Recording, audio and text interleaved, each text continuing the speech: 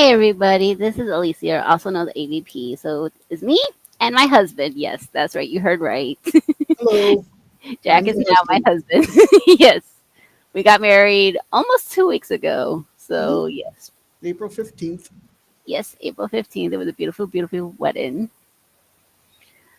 So yeah, we're still following the Orville novella.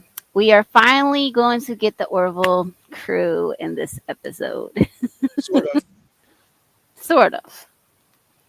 Hey Chloe. Hello, So Chloe. yeah, we're looking forward to reading chapter 6 if you're following along with us in the novella. So, yeah, hopefully we'll find out soon. We're still waiting word on season 4. We're still waiting. But in the Yep, yep. meantime, there's a lot of Comic Cons coming up. There's one coming up in a couple, less than about a week, that's going to be in Philadelphia that Jay Lee and some of the others will be part of. So, yeah. hmm So that's going to be cool. I mean, Eric Moran's one of the ones that's mentioned in it. I know Jay Lee will be there. I know Peter Macon will be there. Chad Coleman will be there. Penny Gerald Johnson will be there. Jay Lee, like I said, and I think Scott Grimes will be there as well. So check that out if you guys get a chance to do that. JP, good news. He got his YouTube. He's finally back to monetization. Yay. Yay! We're still waiting on word on PJ. Don't know what's going on with that with PJ about that. So just still keep letting Twitter know, hey, we want him back. We really do. We miss him hmm because he's a big, big, big support to us, Orville community members. And in case you guys didn't know, when Jack and I got married, we got a lot of cameos from a lot of people, but we got 6 of them from some of the Orville people. We got Tom Constantino gave us one. We got one from Peter Macon. We got one from Philip O'Raya, who was an extra in Majority Rule. hmm And let's see, we got BJ Tanner and Scott Grimes. He did us a lovely one as well. hmm And Mark Jackson. Let's not forget Mark Jackson, too. So yeah, they're hopeful for season 4. So we're still waiting. hmm So yeah, but yeah, in the meantime, we will just keep doing the novella. I will get permission before we do it. Jack suggested that we do these inked in one by the Tom. I'm not Tom. Todd. Yeah, yeah, because he's been doing those Orville Inked series, and Right. I feel like they're good enough to where we can like kind of use it to kill some more time if we need. Right. Exactly. We just It's we need to be. it's extra content, and it's good. It's funny. I've gone through some of it, and it's pretty funny. Yes. The little bit that I skimmed through, and yeah, we still need Orville. Basically, something to spread it out where we're waiting. Basically, I mean, we don't think it's canceled as far as we can tell. It doesn't look like it is, but just keep plugging away to let Hulu and especially Disney saying we want it back. We want it back. Yeah. So yeah, in the meantime, we're just killing time trying to get this Orville novella finished. I mean, like I said, some of the content's still a little bit controversial. Jack and I went through it. It's kind of a good thing they didn't air this one because when Jack and I both read it, we kept saying, "Where is everybody?" Yeah, about halfway. And there was a tweet I read. Somebody had seen Yes, leaked footage that could have possibly come from this episode. that's. Although I'm not sure if they filmed anything for this episode, I don't think so, but I'm not sure. or maybe they started doing it and then the COVID stuff happened and then they stopped. Hmm. I mean, it could be anything. So It could be. It could have been. yeah, because I know the reason why they didn't uh, finish this one at least is because of the COVID rules. Right, part of it is. But then, like I said, when you see some of the content in here, it's kind of a good thing they didn't air it because the content's a little. So Yeah. we've altered it around, calling certain characters Voldemort, certain ones we call Hogwarts, certain ones we call the guys. hmm So yeah, but yeah, we will be doing chapter 6 tonight. We'll do chapter 7 next month sometime, which we'll keep you posted on. That will be. So yeah, are you ready, my dear? I am ready. Alrighty. His cheeks flared red with belligerence. The rules are simple. hard and you will be well. You will have a and you will be well. Certainly much better than you deserve. The pathetic looking gaggle of the guys avoided eye contact, either looking down at the dirt or staring ahead with glassy eyes, their intercrational workings as inscrutable as they were irrelevant. Otto sized them up with disgust. It was astounding that Hogwarts had once allowed these creatures to share their elevated civilization, to dine in the same restaurants, to absorb the same culture, the same art, the same symphonies, as if the mind of the guys had any real capacity to process these things beyond the context of its own self-interest. The sooner Europe was rid of these unsavory blight, the better, and not just Europe, the world. The newly transported bunch appeared docile enough, standing rigidly in formation, looking like a row of stalagmites enveloped in deteriorated imperial flesh. It was doubtful any of them would cause trouble. As always, however, there was nothing to lose by an early display of authority, and it could save some headaches for down the line. I have no doubt that most of you will comply without incident. Otto continued moving at a leisurely pace down the road of haggard, undistinguishable faces. However, there is always one or two agitators who seek to make trouble for the rest. He moved closer to the lineup, scanning each pair of eyes with a formidable glare. This was pure theatrics. He hadn't really bothered to study individual features, at least not since he had first taken command of the command. It wasn't worth it, as enough of them would be liquidated by tomorrow, soon replaced by still more who would be liquidated in equally short order. It was only the strong and the hardly who warranted prolonging the inevitable, at least as long as they could be useful workers. Strong and hardy, however, were the rare features when it came to the guys. Who will it be then? Hmm? Who amongst you will disrupt the orderly operation of this camp? No answer as usual. Oh, come now. I've seen thousands of you miserable people come and go. There's always a bad apple. Always. So what do we do? Eh? We could wait and see who it might be. But that would be inefficient. Efficiency. Yes, that is the lifeblood of a thriving camp. So let us not wait. Let us find out right now. He strode back down the road of shivering, twitching prisoners. God, they stink, even in this cold wind. The fresh meat is not so fresh. He stopped in front of a gaunt, gray, scruffled old guy who looked to be around 60, hardly a likely candidate for heavy work. He would not be missed. You, Guy, step forward. The prisoner stared at Otto, his face frozen in a stupid, wide-eyed expression. Jets, schnell. Two of the guards cocked their rifles. Good men. They knew when to take their cue. At last, the shriveled old prune shakily stepped forward. Otto offered a smile, which stretched into a grin. Guten Tag. He said. The guy did not answer. I said Guten Tag. He repeated with firm impatience. Guten Tag.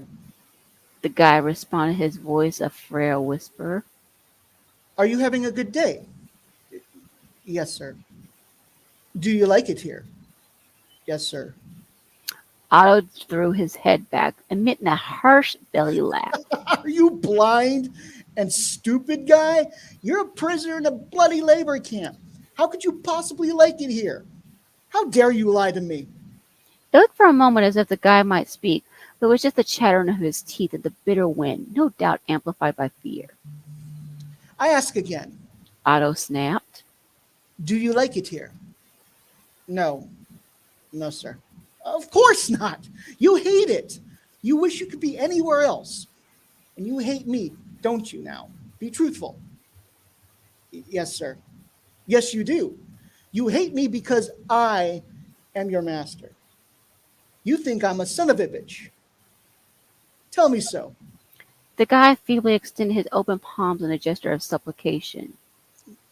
Please, tell me. Otto ordered, ignoring the entreaty. Say you're a son of a bitch unless you want those men to shoot you where you stand. The man tossed a momentary glance at the scowling guards, then managed to croak out his response. You're The son of a bitch. Otto laughed again, harder this time, and was joined by the guards. He felt a sudden odd but welcome sensation in the pride of being Hogwartian, and a feeling of esprit de corps as he watched his men enjoying the show. Well, look at that. He cackled. I think we found our troublemaker. The man's knees quivered, and he looked as if he might vomit. Otto advanced until he was an inch from the man's nose. Run. He whispered. No, I can't run. His eyes wild with animal terror, the shocked guy half stumbled, half scurried out into the expanse into the main yard, at first zigzagging like a panicked rabbit, and then darting toward the nearest edge of the fenced enclosure. Otto and the guards watched the spasmodic striped figure stagger as fast away as he was able. This was part of that made the admittedly overwrought preamble worthwhile. It was like a game. Otto drew his pistol and fired. Direct hit. The body collapsed into the dirt, a neat, clean hole in the back of the skull. The guards shouted their approval and all appropriate congratulations. There.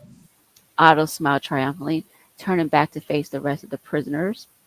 Now that the riffraff is gone, we have an obedient, well-behaved bunch. Yes? Good. So, to work.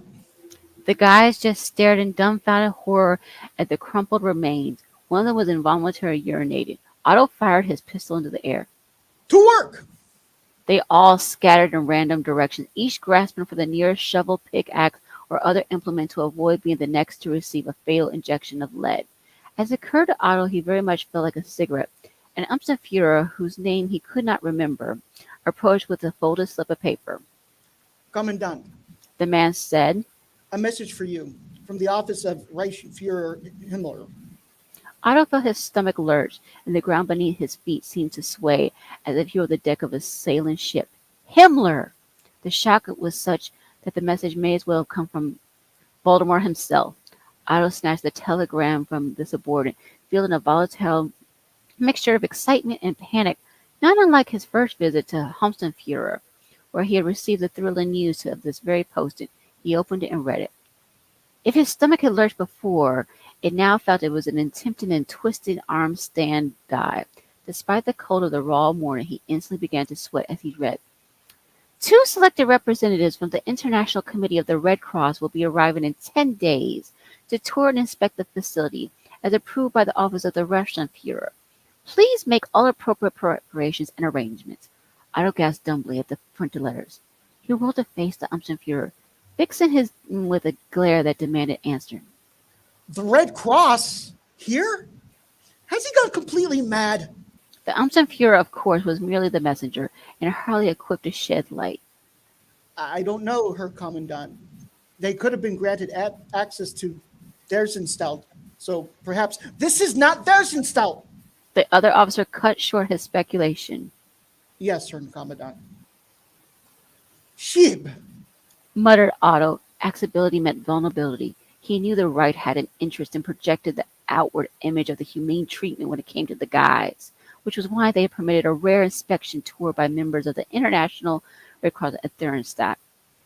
However, that was largely a transit site, where the pretense of deceasing was easier to maintain.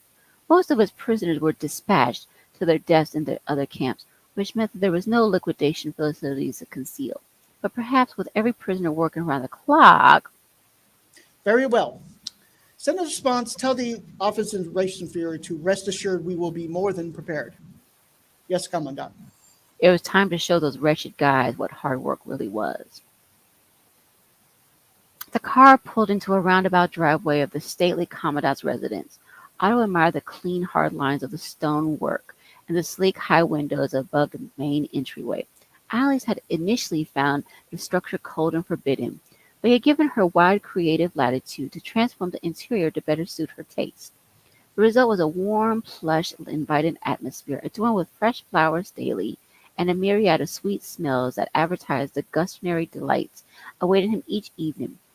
Annalise had taken instantly to the role of house mistress, efficiently guiding the work of the servants from maids to cooks, and she masterfully created a sort of cocoon that Otto was grateful to come home to after the gnawing cold of the camp. He idly tugged at the waist of his trousers. He had put on a bit of weight since turning 30. He would have to have the seamstress let out his pants a bit. As the driver slowed the car to a stop, Otto noticed another vehicle parked in the driveway. He hurried to the large wooden front door, which opened even before he reached it. Though his mind was racing, he was still able to take a split second to appreciate his wife's beauty. She was dressed in an elegant deep blue ensemble with white fringe about the shoulders, sleeves, and waist, an expression of sparkling readiness on her face as she held Alger in her arms. Said Alger. His voice was getting better and better every day. Otto gave both his wife and son a quick peck on the cheek and glanced past her shoulder into the foyer. Are they here? He asked anxiously. Yes, darling. They're in the parlor. I had Olga serve the tea and the cakes. They seem relaxed and satisfied. All right. Let's get this over with. He strode into the parlor, removing his hat and a deferential nod of the head, showing a respect he did not feel. This highly invasive formal probe, after all, was proving to be a gigantic headache. There were two of them, a man and a woman. She was tall with brownish blonde hair done up in a neat tight bun. She was quite attractive, but with a clear air of authority, unmistakably despite the disarming smile she gave him. The man was dark-haired, brown-eyed, and genteel in his demeanor, as in the manner of a politician. Both were poised and well-dressed. All in all, they were not what he expected from representatives of the International Red Cross. Commandant Vogel? Said the man in surprisingly impeccable German, extending his hand. Otto took it gamely. Yes, welcome. I am Ed Mercer, and this is my associate, Kelly Grayson. And there we go. That's the end of chapter. Finally, we get there. 44, okay, 87 pages. We're on page 44, and that's the first time we hear of either Ed or Kelly or any Orville thing. And That's crazy, too. It really is, because we're like, okay, well, what's the tie-in with the rest of the chapter? You know, like, how does it tie in with the Orville crew? Because, like, okay, somehow they're posing as International Red Cross. mm-hmm. Interesting. Mm-hmm. I don't And know. you're still trying to figure out whether this is a like they're back in time for some reason, or if this is um like some sort of holodeck or something like that. Right, Simulator. simulation, yes. Mm-hmm. So yeah, Yeah, I'm trying not to spoil it. I already skimmed it. But yeah, the tie-in's pretty interesting. but yeah, so I mean, yeah, it's been pretty interesting to hopefully we're slowly nearing the end of that foreign language because it's a doozy. yeah, I just realized when I said sheep, I should have said shiza, just because of the way the word looked. So it was just like I couldn't figure it out. But then I realized, oh, he's saying shit. It's shiza. Basically, it's the German version of it. Yeah. But yeah, I mean, every time when Jack does that Alger voice, it always makes me laugh. I mean, I like Alger, even though he's obviously the son of a not such nice guy. Well, I mean, that nice guy was once a baby too, who was given away, and back then he was Right. probably the same way. But then he went, he went the wrong way. Yes, he did. Yes, he did. But yeah, like I said, that's the end of chapter 6. I mean, oh boy. Mm-mm-mm-mm-mm. Like I said, we're hopeful for still season 4.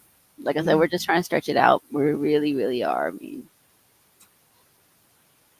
as we're just trying to stretch out that content as long as we can. We're just remaining hopeful.